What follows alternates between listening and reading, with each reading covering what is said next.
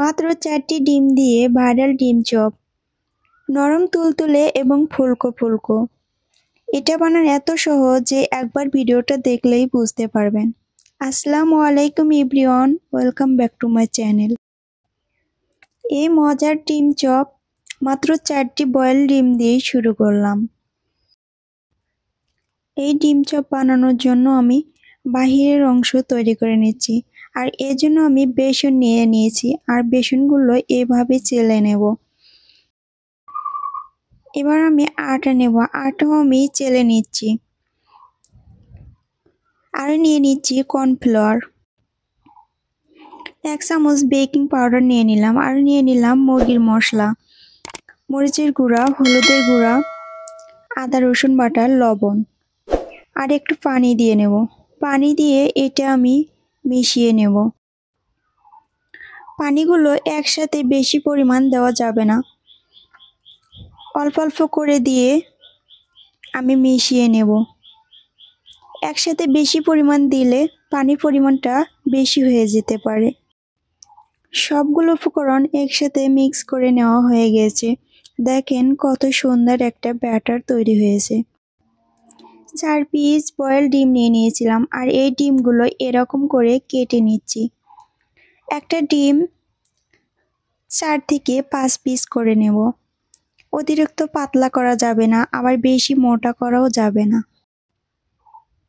কেমন পাতলা আমি কিন্তু দেখিয়ে দিয়েছি।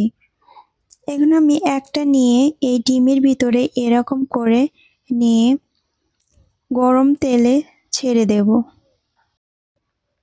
তেলের ভিতরে দেওয়ার পরে অল্প একটু তেল উপরে ছিটিয়ে দিয়ে আমি উল্টে দেব। কড়াইয়ের ভিতর থেকে তেল উপরে ছিটে না দিলে ফুলকো হবে না। এই চপগুলো আমি বারবার উল্টে পুল্টে ভেজে নেব। দেখেন কতটা ফুলকো হয়েছে। সেমভাবে আমি দিয়ে দেখিয়ে দিচ্ছি। উপরে তেল ছিটিয়ে দিয়ে তারপর আমি উল্টিয়ে দেব। এতে ডিম চপগুলো ভালো ফুলবে। আমার এই টিপসটি যদি ফলো করেন, অবশ্যই আপনাদের ডিম চপটি অবশ্যই ফুলকো ফুলকো এবং নরম তুলতুলে হবে। আমি ডিমগুলো ব্যাটারের ভিতরে সোজা পালি দিয়ে সোজা পালি তুলে নিয়ে তেলের ভিতরে ছেড়ে দেব।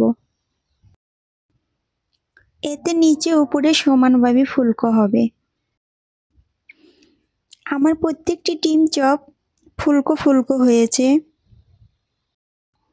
আর এই ডিম চপ বানানো এত সহজ যে দেখতেই তো পারলেন।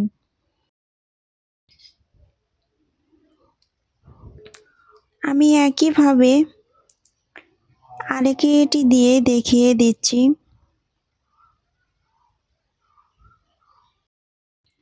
আমার সবগুলো ডিম চপ ভাজা হয়ে গেছে। আশা করি আমার এই ভিডিওটি অবশ্যই ভালো লাগবে, আর ভালো লাগলে অবশ্যই একটা লাইক এবং কমেন্ট করবেন। আমি আপনাদের প্রত্যেকটা কমেন্টের উত্তর দেওয়ার চেষ্টা করব। দেখেন আমি ডিম চপগুলো দেখিয়ে দিচ্ছি কতটা সুন্দর হয়েছে। সবগুলো ডিম চপ ফুলকো ফুলকো হয়েছে আর একদম নরম তুলতুলে। এটা বানানো খুবই সহজ, এটা ঝামেলা ছাড়াই বানিয়ে নেওয়া যায়। বাসায় বানিয়ে নিয়ে দেখবেন কোনো ঝামেলা মনে হবে না।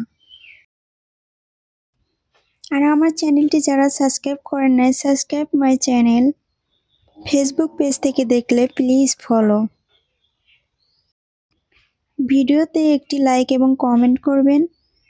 আর এতক্ষণ ভিডিওর সাথে থাকার জন্য অসংখ্য অসংখ্য ধন্যবাদ।